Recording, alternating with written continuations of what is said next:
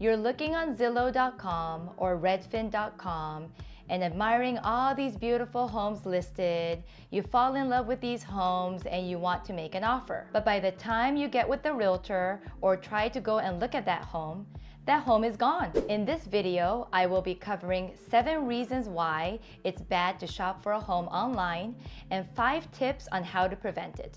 In recent years, online shopping has become very popular, including online shopping for homes. While there are certainly benefits to browsing homes online, there are also several potential pitfalls that buyers should be aware of. So let's dive in. Number 1, not being pre-approved. The first step in the home buying process is to get pre-approved so you understand your budget. How would you know your budget and know your different filters if you don't know how much you qualify for? When submitting an offer, it's very important as your buyer's agent to submit the offer with a pre-approval letter if you're financing the home. If you don't have the pre-approval letter ready to go, you might be missing out on some opportunities for these homes that you want to submit offers for. Pre-approval process could take as quickly as 24 to 48 hours if you're able to submit all your documentations quickly, or it may take up to 1 or 2 weeks if it takes you a longer time to get the documents you need to submit to the lender.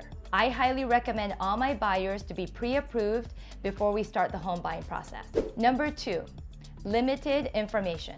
One of the biggest drawbacks in online shopping for a home is the limited information available. While websites like Zillow and Redfin can provide a lot of details about the home, it doesn't tell the whole story. For example, the photos of the home may look much better than the actual home itself. Or there may be information about the home's history and condition that is missing. When purchasing a home, you can't just rely on the information that's available online. Information that you may not be able to find online may include information such as upgrades that the current seller has done to the house. As a buyer, you want to know all the different upgrades that the current seller has made on the house to improve the house conditions from the time that they have purchased the home. But that information is not available online.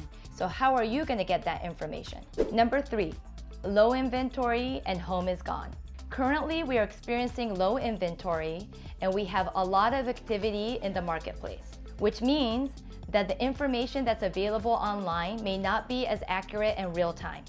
Let me give you an example. Let's say you're online looking at a new home by a new community on the builder's website and you see some of these homes that are available. Well, you just never know how often these updates are made, but every day there's activity going on in the sales office.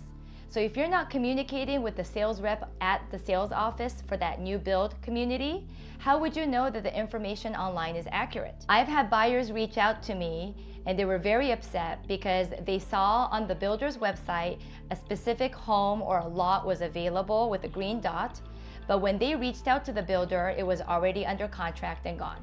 It's really important for me as their buyer's agent to be in direct communication with the sales consultant at these new home communities so I know in real time what's really going on and if these homes and lots are still available for my buyers. Number 4, lack of personalization. When you're shopping for a home online, you're really missing out on the personalization and the personal touch that a realtor or a buyer's agent can provide for you and your family. A buyer's agent can help you narrow down your search, understanding your preferences and what's important for you and your family. The buyer's agent can also provide you valuable information about the local market. The buyer's agent can also schedule a showing appointment so that you and your family could take a look at the home in person, which is very important in the home buying process. Number 5, hidden costs. Shopping for a home online can lead to unexpected hidden costs that you may not be aware of. For example, a home may look affordable on the website, but after you consider other factors and costs such as closing costs, taxes, HOA fees, and other costs, it may not be affordable anymore. Also, when purchasing a new home, the advertised price is just the base price of the smallest floor plan in that particular community. What you don't see online that's transparent are the lot premiums and structural upgrades and additional costs that you may incur in buying a new home, such as design fees, finishing your backyard, appliances, window coverings, and lighting fixtures, and more. If you're working with a buyer's agent, they will be able to advise you on all the costs that you will be incurring on this home purchase. Number 6, missed opportunities. Finally, shopping for a home online may cause you to miss some opportunities that you won't consider otherwise. Let me give you some examples. You may overlook a property because it doesn't have enough photos or any photos or a virtual tour. When searching for a home online, for example on Zillow, you're able to use some filters such as photos or video tours or 360 Matterport. But what if the home, the perfect home that is listed, doesn't have any of those requirements? Then you're missing out on those listings because it wouldn't come out in your search filter. There's a lot of things to consider when narrowing down your filter for your searches, and maybe on that online website it doesn't give you that particular search filter that you're looking for. So let's say your family needs a casita, but online it doesn't give you a filter for casita. So then you're going to be missing out on all those other homes that are available with casitas that are not being able to be pulled online. Number 7, no information on the community and the surrounding area. When you're looking for that perfect home online, you'll be able to find beautiful photos of the interior and the exterior of the photo. But what about the surrounding areas and what's close by to that particular neighborhood? Don't you want to know that information? Let me give you a great example. I just worked with a buyer that was very interested in submitting an offer on a new community in the Southwest. He had done a lot of research, studied all the photos and all the information on the builder's website. I suggested my buyer that before he makes an offer, I will go to that community to meet with the sales consultant and do a video tour of the community and the surrounding areas. The house is great, but what's around it? Wouldn't you want to know what the neighborhood looks like? So I did.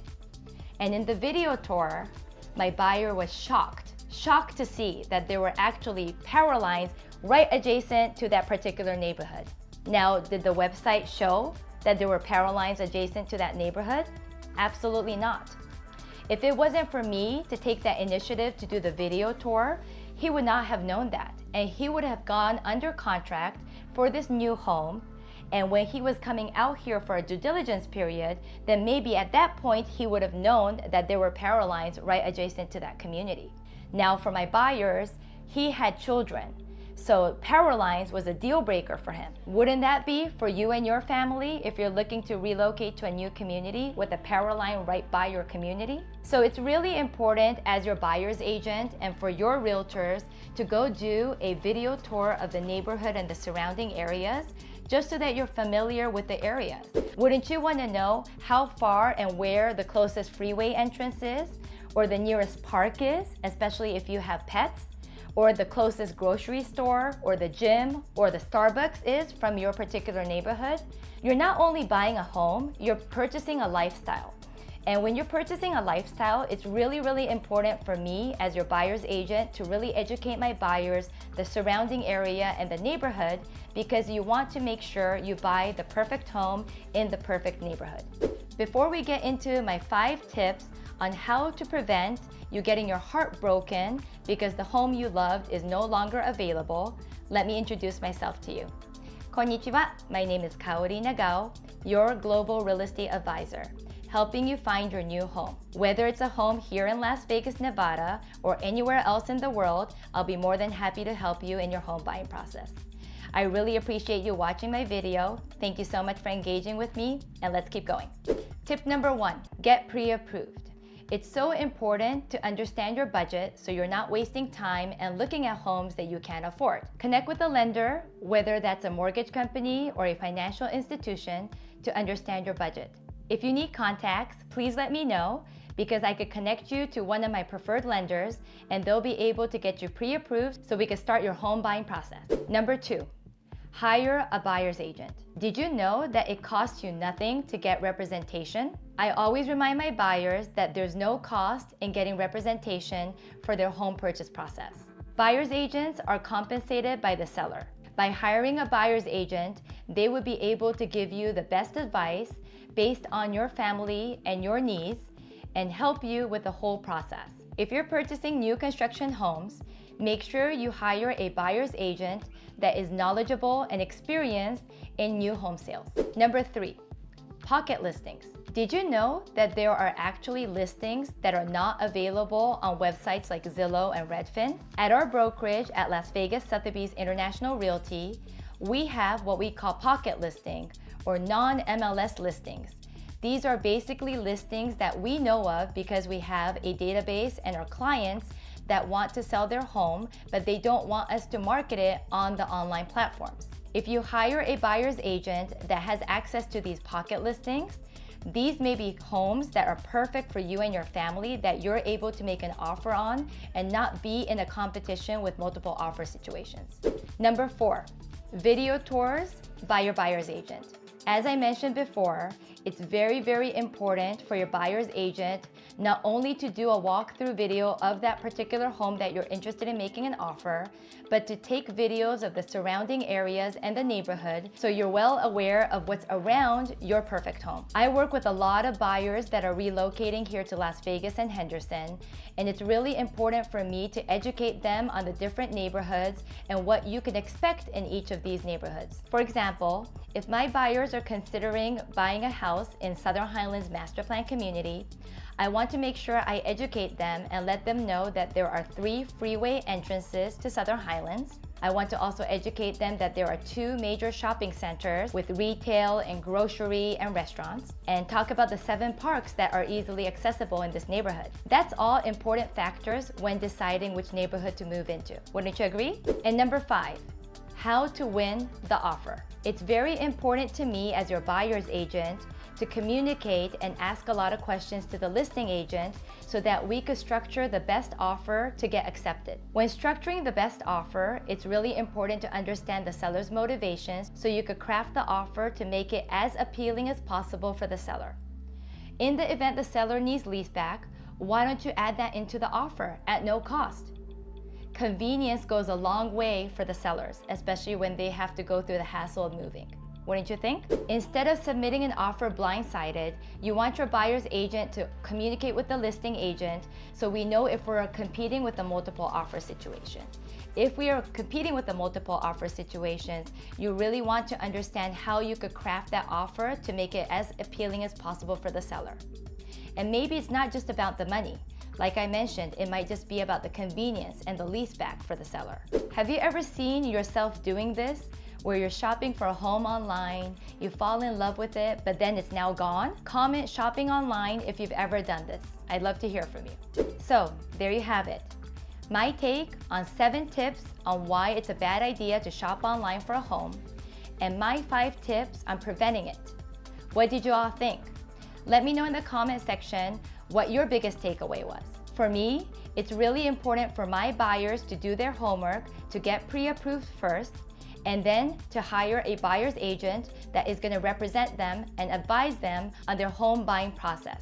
For more videos about home ownership and new construction home series, make sure you check out my playlist. I really appreciate you watching and engage with me. Make sure you smash that subscribe button so other viewers like yourself could find me online. Thank you so much, and see you on the next one.